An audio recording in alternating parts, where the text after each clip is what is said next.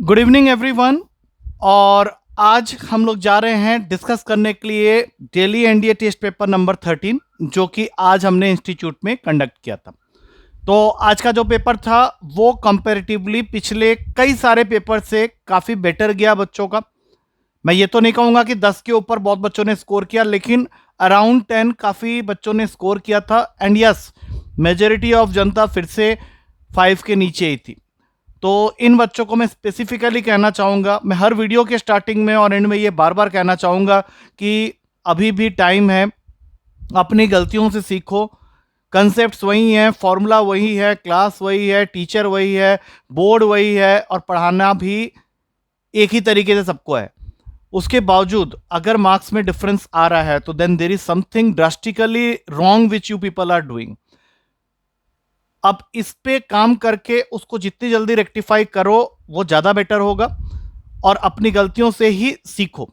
ये जरूरी नहीं है कि तुम्हारे मार्क्स कम आ रहे हैं, बट अगर तुम सॉल्यूशंस को सही तरीके से स्टडी नहीं कर रहे हो और बार बार सेम मिस्टेक कर रहे हो और उसमें कोई इंप्रूवमेंट भी नहीं करना चाहते हो, तो definitely you are in the wrong path. तो हर दिन थोड़ा पढ़ के आया करो अपने जितने भी कंसेप्ट्स हैं, फॉर्मूलाज हैं, क्योंकि तुमने देखा होगा ऑलरेडी 12 पेपर हो चुके हैं, आज 13th पेपर है। तो इनमें जो भी क्वेश्चंस आते हैं ये उन्हीं फॉर्मूला के बेस पे होते हैं। हल्का फुल्का ट्विस्ट होता है एंड देन ऑफ कोर्स सीधी सी बात है कि डायरेक्ट क्वेश्चन तो जो हम बुक से कर रहे हैं वो तो मैं दूंगा नहीं, या जो क्लास में कर रहे हो वो तो दूंगा ही नहीं। थोड़ा सा ट्विस्टेड होगा according to the new format of exam, तो तुमको उसके अकॉर्डिंगली अपने आप को प्रिपेयर करवाना है और होना है।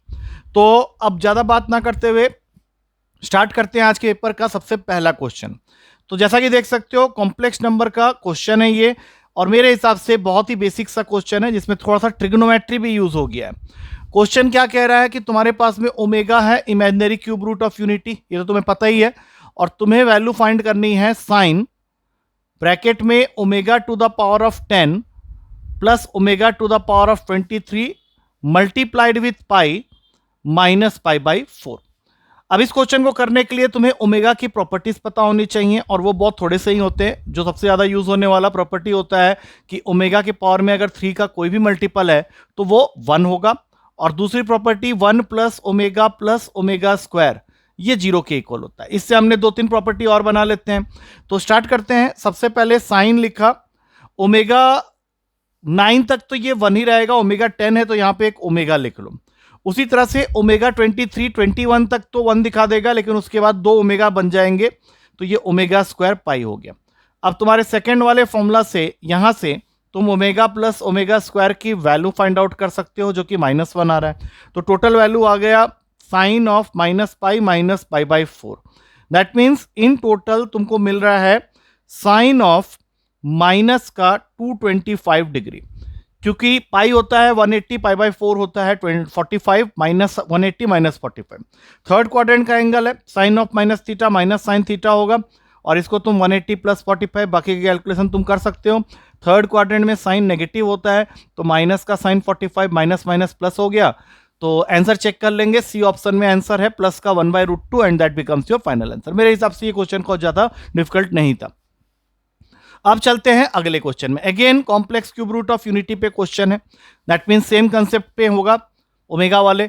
तुम्हें इस क्वेश्चन में फाइंड करना है ओमेगा प्लस ओमेगा के पावर में 1/2 प्लस 3/8 प्लस 9/32 प्लस 27/128, और ये जा रहा है अप टू इंफिनिटी।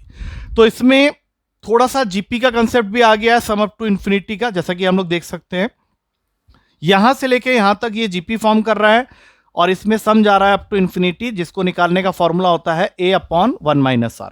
तो पहले वाले ओमेगा को कुछ नहीं करेंगे, और यहां पे ओमेगा के पावर में जो वैल्यू है उससे पहला टर्म a है 1/2, और कॉमन रेशियो अगर देखो तो 3/4 का है। तो इसको सॉल्व करते ही तुम्हें मिल जाएगा ओमेगा प्लस 1/2 अपॉन में 1/4, that means omega plus omega square, जिसकी वैल्यू हो जाती है -1। I think that is available in the first option only. तो सीधा सीधा तुम्हारा आंसर आ गया। दोनों क्वेश्चन बहुत ही इजी थे। अब चलते हैं थर्ड क्वेश्चन की तरफ। हाँ, इस क्वेश्चन में हो सकता है तुम कहो कि सर इसमें तो कैलकुलेशन है, तो डेफिनेटली आई विल एग्री कि कैलकुलेशन है, बट उतना भी नहीं है। अब तुम्हारे पास में 2 क्वाड्रेटिक इक्वेशन है। पहला है x² + 2px + q = 0, और दूसरा है x square plus q x plus p by four is equals to 0। और बोला क्या है कि पहले इक्वेशन के जो दो रूट्स हैं, सपोज कर लेते हैं उसको अल्फा और बीटा, और दूसरे इक्वेशन के जो दो रूट्स हैं उसको सपोज कर लेते हैं गामा और डेल्टा। तो क्वेश्चन में ये कह रहा है कि if the difference between the roots of this first equation is 2 times the difference between the roots of the second equation, मतलब वो कह रहा है कि अल्फा माइनस बीटा जो है that is 2 times gamma minus delta. और ये हम लोगों ने फॉर्मूला पढ़ा हुआ है, अल्फा माइनस बीटा का होता है अल्फा प्लस बीटा का whole square minus 4 alpha beta, और क्वेश्चन के according that is given equals to 2 times of gamma plus delta का whole square minus 4 gamma delta. अब यहाँ वापस आके यहाँ से अल्फा प्लस बीटा और अल्फा इंटू बीटा की वैल्यू निकाल लो, जो कि रेस्पेक्टिवली होता है माइनस बी बाई ए, मतलब यहाँ से आ जाएगा माइनस 2p, और अल्फा बीटा सी बाई ए होता है तो यहाँ से आ जाएगा q। इस इक्वेशन को थोड़ा सिंप्लीफाई कर लेते हैं, 4x square plus 4qx plus p equals to 0। इससे हमारा क्या है, फ्रैक्शनल पार्ट हट गया क्वेश्चन के अंदर से। तो यहाँ से अगर हम लोग गामा प्लस डेल्टा निकालें तो ये हो जाता है सिंपली q माइनस q, और गामा इंटू डेल्टा हो जाता है p बाई 4। अब मैं इन वैल्यूज को लेके इस इक्वेशन के अंदर में पुट करने वाला हूँ। तो अल्फा प्लस बीटा का होल स्क्वायर मतलब 4p स्क्वायर माइनस 4q का under root is equals to 2 times of, यहाँ पे आ जाएगा q स्क्वायर माइनस सिर्फ बचेगा 4 इंटू पी बाई 4 मतलब p। अब अगर मैं 4 इसमें से कॉमन ले लूँ तो बाहर आके वो 2 बन जाएगा, 2 under root of p square minus q is equals to 2 under root of q square minus p. दोनों साइड से 2 2 काटा। अब स्क्वायरिंग कर लो, ये स्टेप मैं यहाँ दिखा देता हूँ। स्क्वायरिंग करने के बाद ये आएगा p square minus q equals to q square minus p, that means p square minus q square plus p minus q equals to 0। इसको p plus q into p minus q में break करके अगर मैं यहाँ से p minus q की value common ले लूँ तो अगले ही स्टेप में दूसरे ब्रैकेट में आ जाएगा p plus q plus 1 equals to 0। I think this is available in D option. थोड़ा सा कैलकुलेशन इस क्वेश्चन में जरूर था, but finally answer is coming out, so this is the correct approach. अब चलते हैं अगले क्वेश्चन में। अगला क्वेश्चन थोड़ा सा मिसप्रिंटेड तो है, लेकिन उसके बावजूद अगर तुम इसको सॉल्व करने की कोशिश करोगे तो ये तुम्हें कोई आंसर नहीं देगा out of the given option. Actually question में दिक्कत ये हो गई कि ये जो टर्म है ये होना चाहिए था a माइनस 2b प्लस सी। तो इससे क्या होता है, हमारा शॉर्टकट इसमें यूज हो जाता, जो कि मैंने क्लास में बताया था, a plus b minus 2c x square, ये करेक्शन तो मैंने दे दिया था क्लास में, minus of 2a minus b minus c into x, और सबसे लास्ट में a minus 2b plus c equals to 0। तो इसमें तुम शॉर्टकट लगा सकते हो। क्वेश्चन अगर ओरिजिनल मैं ये मान लूं तो हमारा जो कोफिशियंट्स हैं a that is a plus b minus 2c, b हो जाएगा minus 2a plus b plus c, और c हो जाएगा a माइनस 2b प्लस सी। अगर मैं इन तीनों को ऐड कर दूं यहीं पे तो ये कैंसिल होके वैल्यू दे देगा मुझे 0। लेकिन यहाँ पे एक क्वेश्चन मार्क है कि सर ये करेक्शन तो आपने बताया है। डेफिनेटली मैंने अभी बताया है, और इसके हिसाब से जो रूट्स आएंगे वो होंगे 1 एंड c बाई ए। तो 1 एंड c बाई ए के जगह में ये वैल्यू है। तो अगर मान लो पेपर में मैं ये करेक्शन नहीं बता पाया था, but still if you can solve this equation you will not getting this roots, तो इसमें से कोई भी आंसर नहीं आ रहा था तुम्हारा, तो सीधा तुम इसका आंसर मार सकते थे डी नन ऑफ दिस, क्योंकि अभी भी ये answer D none of this ही है। तो थोड़ा सा टेक्टफुली और काम कर लेते तो ये क्वेश्चन शायद हो सकता था, but any how grace marks की उम्मीद रख सकते हो इस क्वेश्चन के अंदर, क्योंकि क्वेश्चन ओरिजिनली गलत ही था। तो चलो अब निकलते हैं नेक्स्ट क्वेश्चन में। नेक्स्ट क्वेश्चन में ये मैंने मॉर्निंग की क्लास में ही तुम लोग को स्टार्टिंग में आते ही बता दिया था कि आज मैं ऐसा कोई क्वेश्चन देने वाला हूं, तो मोस्टली बच्चों ने कर लिया था ये क्वेश्चन। क्वेश्चन है sum up to n terms of 2 different APs का रेशियो दिया हुआ है तुमको 2n plus 3 upon 6n plus 5। तो sum up to n terms का फॉर्मूला लिख लो, n बाई 2 ब्रैकेट के अंदर 2a plus n minus 1 into d, और फिर नीचे आ गया n by 2 capital A plus n minus 1 into capital T. अब देखो मैंने A और D ऊपर वाले के लिए स्मॉल लेटर्स में रखा है और नीचे वाले के लिए कैपिटल लेटर्स में रखा है, क्योंकि दोनों एपीज अलग अलग हैं, और दोनों में ही sum up to n terms का रेशियो दिया हुआ है, that is 2n plus 3 upon 6n plus 5। तो तुम नेक्स्ट स्टेप में इन दोनों को काट सकते हो। अब तुमको फाइंड करना है ratio of their 13th terms. ध्यान रखना 13th टर्म का रेशियो चाहिए, और 13th टर्म का मतलब होता है एपी के लिए a प्लस 12d छोटा वाला और यहां पे नीचे a प्लस 12d बड़ा वाला। तो तुमको ये वैल्यू चाहिए। तो इसको करने के दो तरीके, एक तो तुम यही सोच लो कि यहाँ पे कौन सी ऐसी वैल्यू लिखोगे जिससे कि अगले स्टेप में अगर मैं 2 कॉमन ले लूं तो आंसर a प्लस 12d में रिड्यूस हो जाए। तो मैथमेटिक्स जिनका अच्छा है वो आराम से बोलेंगे सर 25 होगा। और अगर मान लो तुम ये नहीं कर पाए तो यहां पे एक शॉर्टकट बना लो कि इस स्टेप में जो n होगा that will be always equals to required term into 2 minus 1। इससे भी बात बन जाएगी। अब देखो तुम्हारा रिक्वायर्ड टर्म है 13, तो n की वैल्यू क्या हो जाएगी 13 इंटू 2 माइनस 1, दैट मीन्स 25। तो ये 25 तुमको क्या करना है, यहां पुट कर देना है दोनों साइड में। तो जैसे ही तुमने 25 पुट किया तो वो चीज तुम्हें जो चाहिए वो मिल जाएगी, क्योंकि 2 कॉमन लेते ही ये बन जाएगा a plus 12d and a plus 12d। बाद में जो तुम 2 कॉमन ले रहे हो वो कैंसिल आउट हो जाएगा। तो एक बार यहां पे डाल लो 25, तो 2 इंटू 25 प्लस 3 और नीचे 6 इंटू 25 प्लस 5। बहुत ही सिंपल सा कैलकुलेशन है और पहले ही ऑप्शन में इसका आंसर विजिबल है 53 upon 155। So correct answer is a. मेरे हिसाब से ये भी एक इजी क्वेश्चन था क्योंकि मॉर्निंग में ही डिस्कस हुआ पड़ा था। अब चलते हैं अगले क्वेश्चन में। अगला question again A question which was discussed in Saturdays class. वहां पे मैंने तुम लोग को इसका एक शॉर्टकट दिया था कि अगर किसी एपी के अंदर sum up to n terms का फॉर्मूला तुमको दिया हुआ है क्वाड्रेटिक फॉर्मेट में, इसी के साइड में मैं इसका शॉर्टकट लिख देता हूं कि अगर तुम्हारा sum up to n terms an square plus bn के फॉर्म में है और तुमको इस एपी का nth टर्म लिखना है तो इसका एक शॉर्टकट होता है 2an plus b minus a। तो अगर तुम ये शॉर्टकट याद रखे होगे और इसमें लगाओगे तो a के जगह यहां 2 है और b के जगह 5 है, तो कायदे के हिसाब से ये हो जाएगा तुम्हारा 4n that is 2an plus b minus a मतलब 3। तो आई थिंक ये सीधा सीधा आंसर आ जा रहा है 4n प्लस 3। इसमें और कुछ करने की जरूरत ही नहीं थी। अगले क्वेश्चन में चलते हैं। अगला क्वेश्चन तुम्हारा 7th क्वेश्चन है और ये वो क्वेश्चन है जो ट्रिग्नोमेट्री में प्रॉपर्टीज ऑफ ट्रायंगल से रिलेटेड है। बट है क्वेश्चन ये आसान अगर तुमने साइन फॉर्मूला पढ़ा हो तो। अब देखो क्वेश्चन में तुमको क्या निकालना है, in a triangle ABC what is the value of cos 2a upon a square, और बीच में है minus cos 2b upon b square. तो सबसे पहले cos 2a का फॉर्मूला यूज कर लो।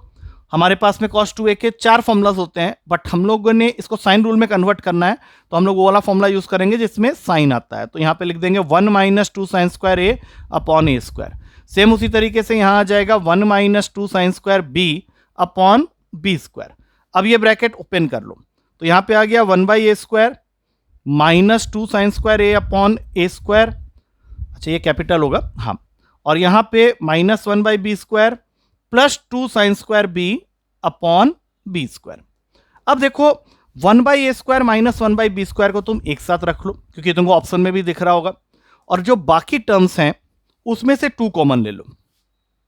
तो ब्रैकेट के अंदर आ जाएगा sine square b upon b square minus sine square a upon a square. अब अगर तुमने साइन रूल पढ़ा है तो वहां पे हमने पढ़ा था कि sine a by a sine b by b के इक्वल होता है और फिर ये वैल्यू फिर साइन c बाई c के इक्वल होता है। तो इन दोनों को अगर हम लोग ध्यान से देख लें तो वहां पे तुम देख सकते हो कि दोनों वैल्यूज है लेकिन उनका स्क्वायर है। तो अगर तुम्हारा sine a by small a sine b by small b के इक्वल है तो उनका स्क्वायर भी आपस में इक्वल होगा, और इस वजह से अगर बीच में माइनस का साइन है तो ये दोनों ही कैंसिल हो गए और ये पूरी वैल्यू 0 हो गई। और ये 0 हो गया तो फिर तुम्हारे ऑप्शन में सिर्फ रह जाता है 1 by a square minus 1 by b square which is available in c option. तो c is your correct answer. अब चलते हैं अगले क्वेश्चन में। 8वां क्वेश्चन तुम्हारा सिंपल सा फुट ऑफ द परपेंडिकुलर निकालने वाला क्वेश्चन है जिसका एक शॉर्टकट भी अवेलेबल है और मैं तुम लोग को इसका एक जनरल मेथड भी बता देता हूं। तो क्वेश्चन क्या है, तुम्हारे पास में एक पॉइंट है जिसके कोऑर्डिनेट हैं 2,3 और जो लाइन है उसकी इक्वेशन दे रखी है y equals to 3x plus 4। तुमको फुट ऑफ द परपेंडिकुलर मतलब सपोज m का कोऑर्डिनेट बताना है xy वाला।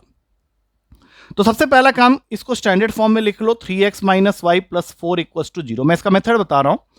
अगर हम लोग किसी तरह से pm की इक्वेशन निकाल लेते हैं तो इन दोनों लाइन की इक्वेशन मतलब सपोज कर लो गिवन लाइन तुम्हारा AB है तो AB 3x minus y plus 4 equals to 0 और जो भी तुम pm की इक्वेशन लाओगे उसको सॉल्व करने पे you can get the coordinates of foot of the perpendicular. तो pm की इक्वेशन लाने के लिए तुम्हें ये तो पता ही है कि pm किससे पास कर रहा है, तो यहां पे तुम फॉर्मूला यूज कर लो y minus y one x minus x one. अब रही बात स्लोप ऑफ pm की, तो अगर तुम्हारा पीएम ए बी के साथ परपेंडिकुलर बना रहा है तो जो भी स्लोप ए बी का होगा उसका नेगेटिव रेसिप्रोकल जो होगा वो पीएम का स्लोप होगा, क्योंकि हमने ये पढ़ा हुआ है कि अगर दो लाइंस परपेंडिकुलर होते हैं तो उनका प्रोडक्ट ऑफ द स्लोप -1 होता है। तो यहाँ पे ए बी का स्लोप जैसा कि हम लोग देख सकते हैं 3 आ रहा है माइनस ए बाई बी के कंसेप्ट से, तो पीएम का स्लोप हो जाएगा -1/3 नेगेटिव रेसिप्रोकल।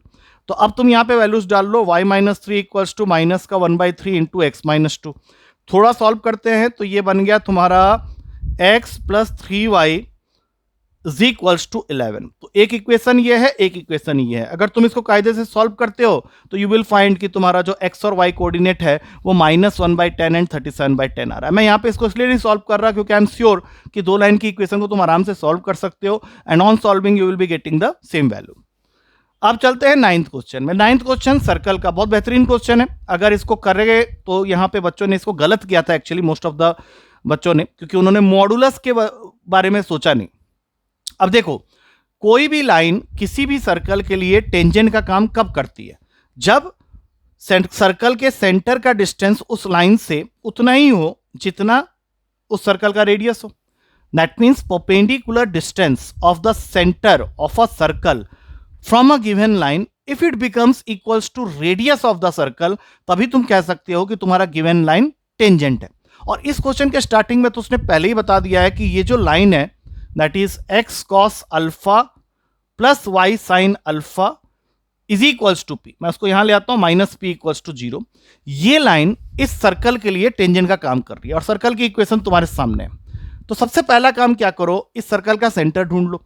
सेंटर क्या होता है? x के साथ में जो भी वैल्यू लिखी होती है उसका आधा और उसका साइन चेंज करोगे। तो यहां से अगर तुम -2a cos अल्फा का आधा करते हो तो ये a cos अल्फा माइनस में आता है और साइन चेंज करते हो तो खाली a cos अल्फा बन जाता है। और उसी तरह से y कोऑर्डिनेट हो जाता है a sin अल्फा। अब मैं इसकी परपेंडिकुलर दूरी नापता हूं तो ये बन गया a cos स्क्वायर अल्फा, क्योंकि इस a cos अल्फा को मैंने x के जगह सब्स्टिट्यूट करना है, और फिर a sin square alpha minus p modulus में अपॉन में अंडर रूट का cos square alpha plus sin square alpha.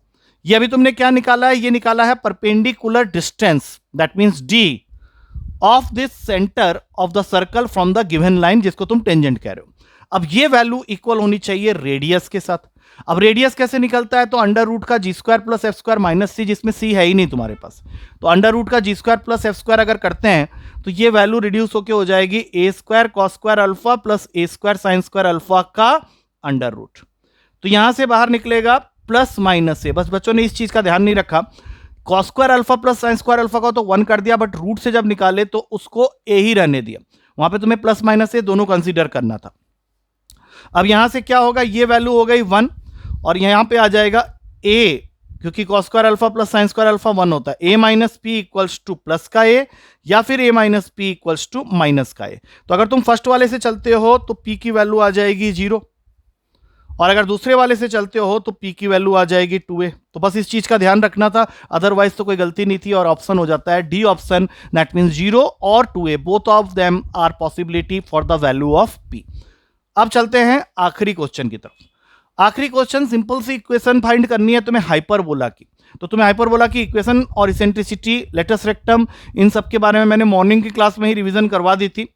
सबसे पहले तो हाइपरबोला की इक्वेशन में होता है x square by a square minus y square by b square equals to 1, और जब तक कुछ मेंशन ना हो लेटस रेक्टम की लेंथ को हम 2b स्क्वायर बाई ए ही लेते हैं, और इसेंट्रिसिटी का फॉर्मूला इस केस में होता है अंडर रूट का 1 plus b square by a square. ये सारी चीज़ों की जरूरत पड़ने वाली है इस क्वेश्चन में। अब चलते हैं कि क्वेश्चन में दिया क्या है। सबसे पहले दिया है लेटस रेक्टम की length 9 units, that means 2b square by a की वैल्यू है 9। यहां से तुम निकाल लो बी स्क्वायर की value, that is 9a by 2, संभाल के रख लो।